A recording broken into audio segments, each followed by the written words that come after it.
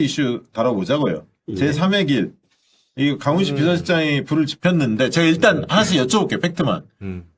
워크숍에서 강연 특강을 했다는 거죠? 네. 1시간 정도 이야기했네? 맞습니다. 예. 그러면 이 강연을 누가 요청한 건가요? 당에서 요청한 건가 아니면 청와대에서 우리가 좀 하고 싶다라고 입장을 밝힌 아마 건가요? 당과 협의를 했을 거예요. 원내일 겁니다. 예, 원내 일이다. 예, 예. 근데 청와대에서도 뭐 할 의지가 있었으니까 하지 않았을까 이렇게 추정은 되는데. 근데 이제 보통 정책실장이 예. 국정의 방향에 대해서 설명을 하고 대개는 그렇게 하죠. 상의하고 의원들하고 소통하면서 이 분야는 이렇게 도와주시고 저 분야는 저렇게 도와주시고. 그렇지. 입법 과제에 대해서 이야기를 맞습니다. 하지 주로는. 맞습니다. 그러니까 예. 비서실장이 이렇게 나서는 경우는 그렇게 많지는 않은 걸로 저는 기억하거든요. 제 옆에 있던 중진 의원님이 저건 아닌데? 라고 한마디 그냥 간단하게 하시더라고요. 그게 저한테 딱 화살처럼 꽂히더라고요. 그러니까 이게 음. 비서실장이 나서는 경우는 별로 없어. 그러니까 지금 맞습니다. 말한 대로 입법을 뒷받침하기 위한 워크숍이거든. 네. 하반기에 어떤 법안들을 신속하게 우리 통과시켜야 합니다. 그러기 위해서 정부에 설명하고 네. 의원들이 논의하면서 이렇게 가자. 그 다음에 이제 당 자체 내 좀 처리할 사안들, 아까 검찰개혁이라든가 어떤 이런 사안들이 있으면 또 그래서 협의하고. 그래야 로드맵을 짜거든요. 주요 입법 과제들이나 청와대나 정부가 주요 추진 과제들에 대해서 이렇게 설명해주고 이게 언제까지 필요하다.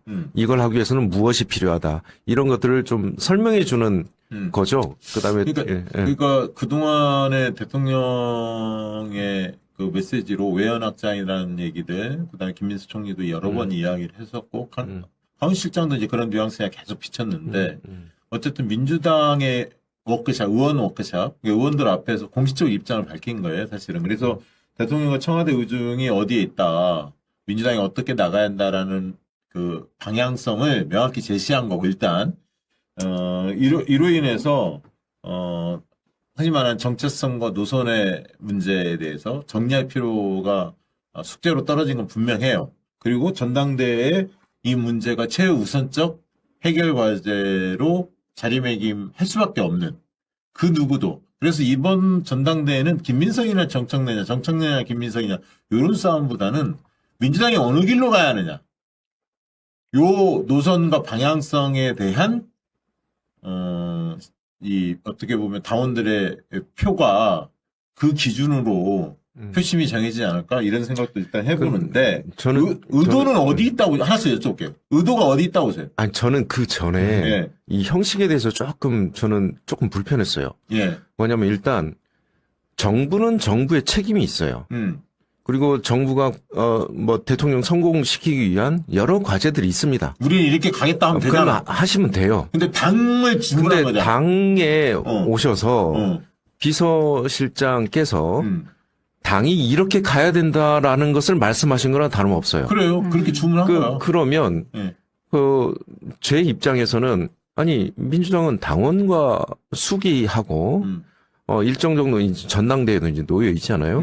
전당대회 속에서 당원들의 의견이 이제 분출하잖아요. 예. 그게 어떻게 보면 당의 노선, 당이 가야 할 길에 대한 어떤 응집입니다. 그렇지. 예. 그래서 이렇게 정해지는 게 사실은 당이에요. 예. 당은 누가 하라고 해서 하는 게 아닙니다. 우리 당원들이 주체적으로 결정하는 공간이에요. 그리고 필요하다면 가치나 논쟁하고 그 방향에 대해서 논쟁하고 이게 정당이에요. 누가 시켜서 하는 데가 아닙니다. 과거에는 네. 이런 거 하면은 외부 강사 불러갖고 누가 듣고 막 이런 거 많이 했잖아. 네네 맞습니다. 맞습니다. 그러니까 옛날에 전우영 교수 같은 분들이 나와서 특강 많이 했던 게 이런 주제들이거든. 네. 민주당이 나갈 방향 네. 한마디로. 그래서 과거 제가 구닥다리여서 그런지 모르지만 26년을 해왔지만 당에 직접적으로 당이 제3의 길을 가야 된다. 이런 걸 언급하면서 하는 거를 제가 보지를 못했어요. 자, 거기까지 네. 하고. 좀 네. 느긋할 네. 때, 네. 좀 여유로울 때 학자들이나 연구자들이 와서 그렇죠. 당의 진로에 대해서 재언할 수는 있어요. 네, 그런 그럼 거 많이 했죠, 그거는 과거에. 이제 우리 당원들이 그리고 의원들이 그걸 이제 참고해서 우리가 나아갈 바를 결정하는 거예요. 근데 사실은 이번 같은 경우라면 말씀하셨듯이 정부는 와서 우리는 이런 일을 하고자 합니다. 그러니 확실하게 좀 뒷받침해 주십시오. 요청하는 그런 자리여야지 어떤 뭐 당의 갈 길에 대해서 방향을 이야기하고 이거는 사실은 뭐 저는 성격이 안 맞는데 저는 사실은 그 자리에 없었기 때문에 제가 국회의원이 아니니까 저는 기사만 보고는 설마 이런 말을 했을까? 뭐 이런 생각까지도 저는 근데 했었거든요. 네. 했네. 그 워크숍에 이제 여러 중진들 의원님들하고 또 얘기 좀 해봤는데 과거에 이런 적이 있었습니까? 제가 한번 물어봤어요. 이런 적이 없어요. 그러니까 그분들도 이제 비서실장은 사실은 임명직이잖아요. 예. 그리고 국회의원들은 사실은 헌법기관들이고 선출된 국민 대표인데. 그리고 이게 당정 어떤 그 일체라는 것은 정부가 하고자 하는 일, 대통령이 성공하기 위한 기반되는 일, 이런 것들을 요청해서 도와주는 그 절차가 워크숍의 기조고, 당의 진로는 또 의원들끼리 남아서 또 아까 말씀하신 어떤 이론가나 뭐 전문가들이 당이 이렇게 하는 방법도 있다. 이런 방향도 있다라고 제언을 해주는 그런 강의들은 좀 있었지만 비서실장께서 직접 오셔서 예를 들면 당이 이렇게 가야 된다라고 이렇게 좀 언급해주는 그런 거는 제가 보지 못했습니다. 일단 예, 그것도 형식은 이례적이고 그렇습니다. 예. 지금 전당대회를 앞두고 있잖아요. 네. 그러니까 전당대회를 보이지 않게 개입하려고 하는 의도, 정치적 의도 있다고 볼 수밖에 없죠. 이 부분은 부인할 수는 없을 것 같고, 뭐 당사자는 부인하겠지만 시점상 항상 발언은 시점이 중요한데 지금 전당대회 코앞에 두고 있고, 또 지지층 간의 이 갈등이 굉장히 첨예하다는 걸 누구보다 잘 알고 있는 상황에서 이 문제를 확전을 시킨 거야, 사실은. 근데 저는 이렇게 생각해요. 아까 있던 비서실장이라는 자리에서 당에 와서 그것도 의원 워크숍에 있는 이런 그리고 전당대 눈앞에 둔 코앞에 둔 시점에서 이런 얘기 하는 게 부적절하죠. 일단 부적절한 건 분명하고, 그러나 메시지로서 제3의 길 뭐 어떤 의견을 낼 수는 있다고 해요. 정치인으로서. 그런데 저는 좀 황당한 게 이런 거였어요. 뭐였냐면 저렇게 제3의 길을 이야기할 정도 되면 첫째 조건이 있어야 하잖아요. 뭐냐면 첫째 민주당이 지금 망할 정당이어야 돼. 앞이 캄캄해야 돼. 선거에 연전연패했어야 돼. 앞이 안 보여. 그래서 위기가 닥쳤을 때 그럼 우리는 어떤 길을 나가야 하느냐. 이 속에서 이 길이 있어 저 길이 있어 막 얘기하는 거야. 근데 지금 민주당이 위기 상황입니까? 민주당이 선거에 연전연패를 했습니까? 정부가 위기입니까? 당이 위기입니까? 나는 이 대목에도 도저히 이해가 안 되는 거야. 그러니까 워딩을 쓸 때 제3의 길 어떤 노선을 이야기하면 굉장히 격렬하게 논쟁이 붙을 수밖에 없거든. 그리고 그 굉장한 위기를 극복하기 위한 방안으로서 어떤 노선 얘기를 하는 거거든요. 그래서 저는 위기라는 징후를 포착하지 못했고, 선거도 계속 승리해왔고, 대선 이겼지, 총선 이겼지, 지방선거 이겼지 않습니까? 만족할 만큼 성과는 못 얻어서 분명히 이긴 거잖아요. 그럼 3전 3승을 했는데, 뭐가 이긴 거야? 그 대통령의 지지율이 조금 떨어지긴 했습니다만, 여전히 대통령께서 메가 프로젝트를 크게 또 드라이브를 걸고 계시고 국민적 기대감을 많이 불러일으키고 있잖아요. 그리고 한편으로 저쪽은 지리멸렬하잖아. 국민의힘이 내란 세력이고 그 안에서 장동혁과 한동훈 막 이 세력들이 계속 싸우고 있잖아. 저쪽은 지리멸렬이고 저쪽을 앞으로 내란 수사 본격과 더 재판 들어가면 코너에 몰 수가 있는데 훨씬 더 저 궁지에 몰아붙일 수가 있는데 왜 이쪽이 호떡집 불난 것처럼 민주당이 왜 먼저 야단 법석을 야단 법석 피냐고 평지풍파를 왜 일으키냐고 도대체가 풍지평파를 나 그게 이해가 안 돼요.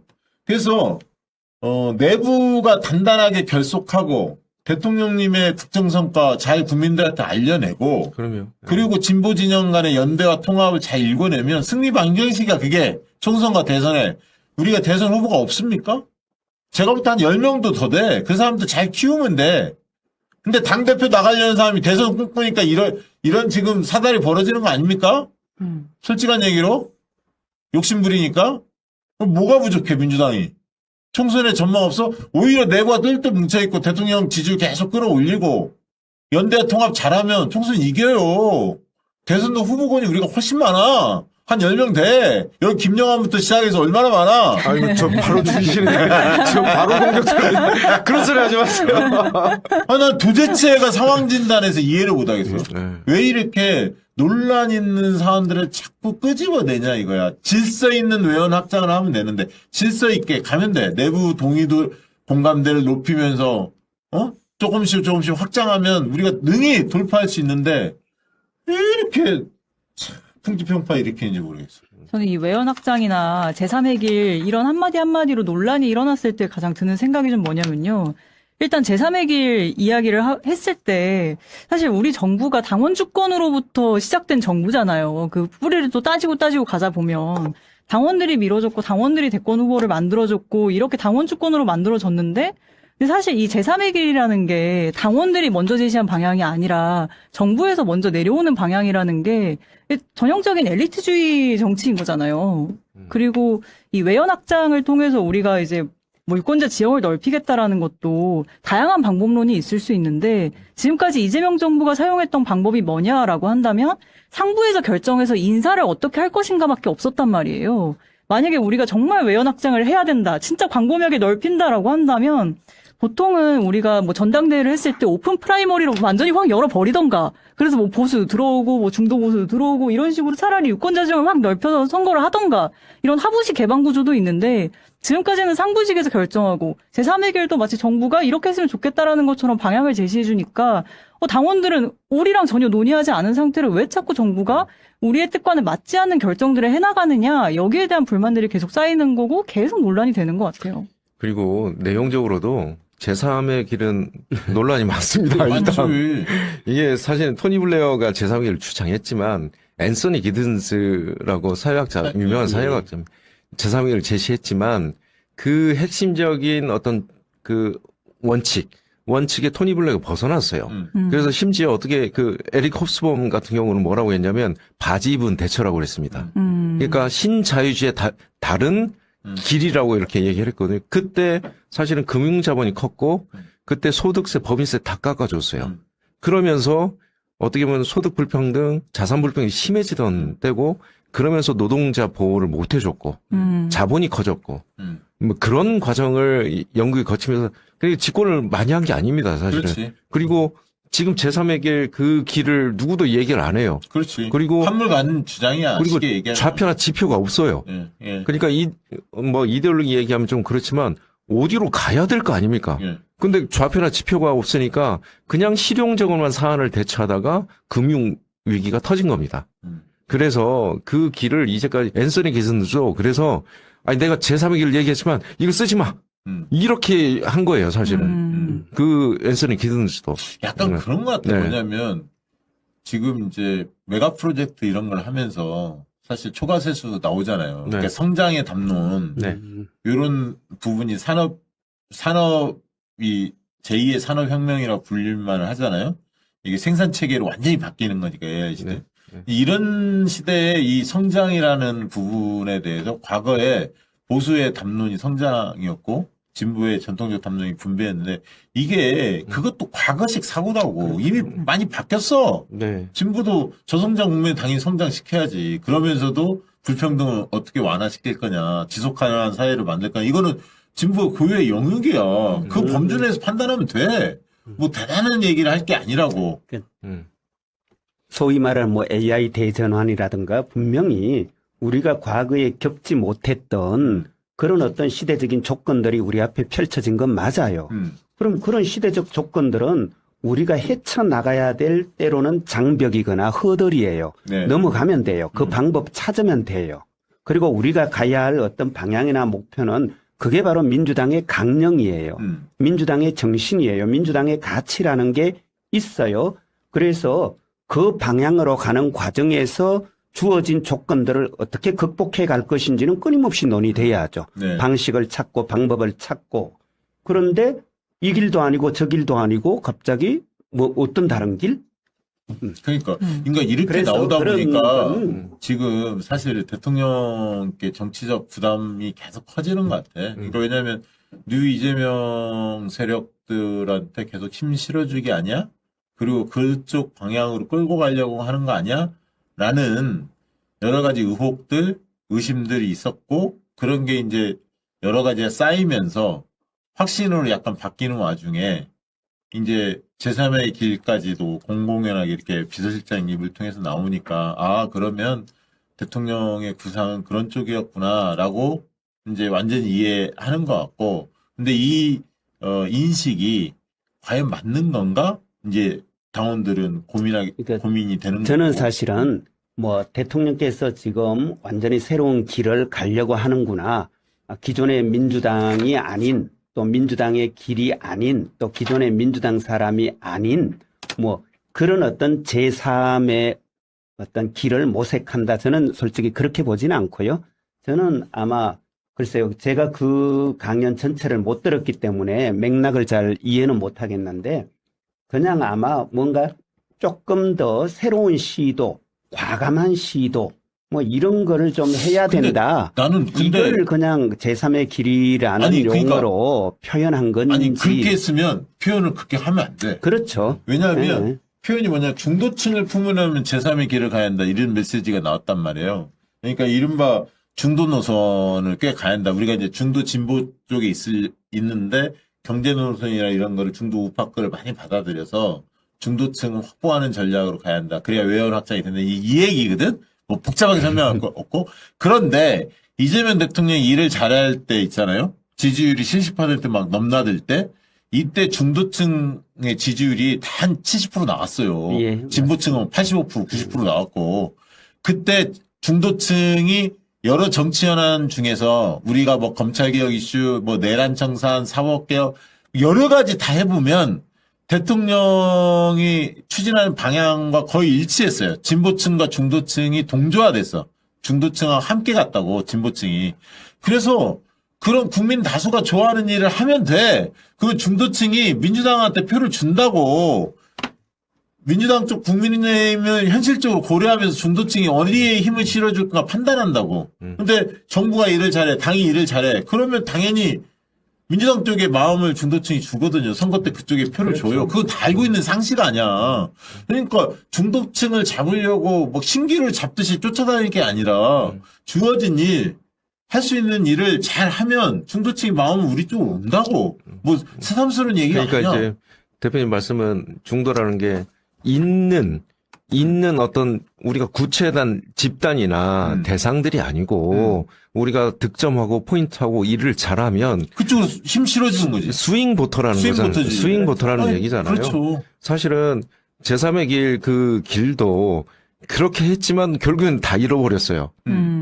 왜냐면 기존 뿌리가 없으니까, 뿌리가 기존 없으니까. 지지층도 다 잃어버린 다 잃지. 그래서 정권을 뺏긴 거거든요, 결과적으로. 그럼. 그리고 그 길은 이제 누구도 얘기를 안 합니다. 그 블레어식 그 제3의 길은. 그러니까 그걸 얘기할 때도 그 워크숍에서 저는 듣기가 왜 저걸 왜 우리한테 그러면 굳이 손을 들었어야죠. 있습니다! 딱 해야지. 바로 담배 피러 나왔습니다. 그러면 담배가 문제야.